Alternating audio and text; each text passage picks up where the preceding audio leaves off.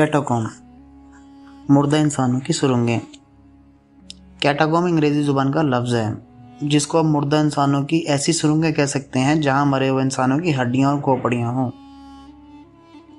या आप इसे इंसानों का ऐसा कब्रिस्तान कह सकते हैं जिसमें इंसान खुद उतरकर इन हड्डियों को छू या देख सकता हो। कैटाकॉम का तस्वर यहूदियों से आया और यहूदियों ने ये आर्ट मिस्री फिरौनों से सीखा। मिस्र के कदीम बाशिंदे मुर्दों को दफन नहीं करते थे, बल्कि वो ज़मीन में गार तलाश करते और अपने मुर्दों को इन गारों में छोड़ाते थे। एहराम मिस्र भी कैटाकॉम थे। ये शाही मुर्दा खाने थे। बादशाह आम लोगों के साथ दफन होने में अपनी तौहीन समझते थे, चुनांचे ये अपने लिए अलग गार तलाश करते थे और इस गार पर एहराम तमीर करा देते थे, जबकि आम लोग आम गारों में दफन होते थे। ईसाई अकीदे के मुताबिक ईसाइयों ने हज़रत ईसा अलैहिस्सलाम को भी सलीब से उतारकर एक गार में छोड़ दिया था और उनका जिस्म बादशाह इस गार से गायब हो गया था। ईसाई ज़ायरीन आज भी यरूशलेम के इस गार में इनकी ज़ियारत के लिए जाते हैं। यरूशलेम शहर के नीचे आज भी मीलों लंबा कैटाकॉम मौजूद है और इस ज़ेर ज़मीन कब्रिस्तान में लाखों लोगों की हड्डियाँ और खोपड़ियाँ पड़ी हैं। यूँ तो दुनिया में बहुत सारे कैटाकॉम मौजूद हैं, लेकिन पेरिस का कैटाकॉम काफ़ी मशहूर है। इस कैटाकॉम में कमोबेश 70 लाख मुर्दे मौजूद हैं। इस सुरंग में बहुत से गार नुमा गड्ढे हैं जिनकी मजमूई लंबाई 200 किलोमीटर के करीब बनती है। इन गारों की दीवारों में चुनी हुई इंसानी हड्डियाँ और सोख्ता खोपड़ियाँ हैं। पेरिस के कैटाकॉम की तारीख दिलचस्पी से खाली नहीं। पेरिस के शहर के नीचे लाइमस्टोन का वसीअ ज़ख़ीरा था। ये शहर पानी के दौर में समुंदर के नीचे था। 64 मिलियन साल पहले लाइमस्टोन के इस ज़ख़ीरे में गार बन गए और इन गारों में लोगों ने रहना शुरू कर दिया। लाखों सालों तक इंसानों की रहायशगाह रहे। इंसान फिर इन गारों से निकला और इसने ये शहर आबाद करना शुरू कर दिया। इमारत साजी के दौर में पेरिस के लोगों ने इन गारों से लाइमस्टोन निकालना शुरू कर दिया। यह पत्थर इमारत साजी और किला साजी के काम आने लगा।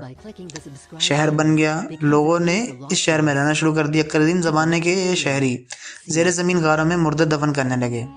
ये गार हमलावरों के हमलों के दौरान शहरियों के लिए पनाहगाह बन जाते थे। ये सिलसिला चलता रहा यहाँ तक कि 1763 आ गया।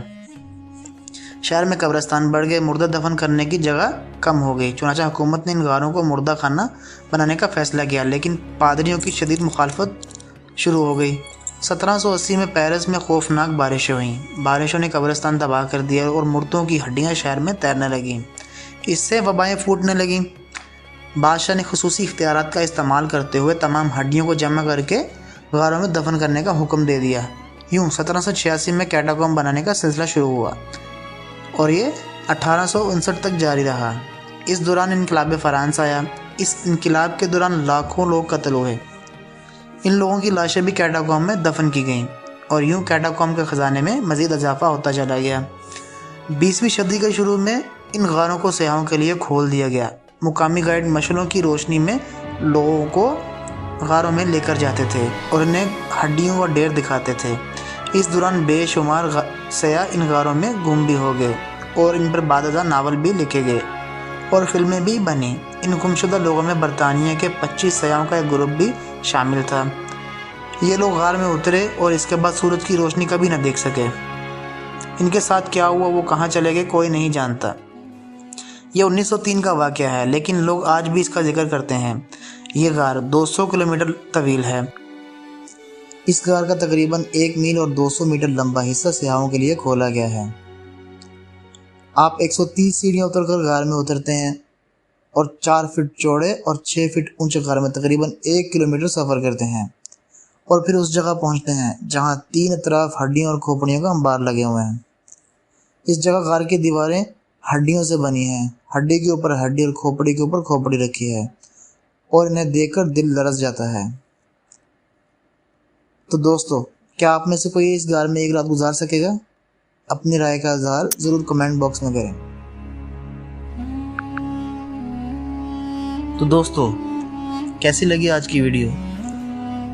मज़ीद इस तरह की वीडियोस के लिए मेरे चैनल मैन ऑफ नॉलेज को सब्सक्राइब करें और इस वीडियो को अपने दोस्तों से ज़्यादा शेयर करें। मिलता हूँ आपसे अगली नई वीडियो में।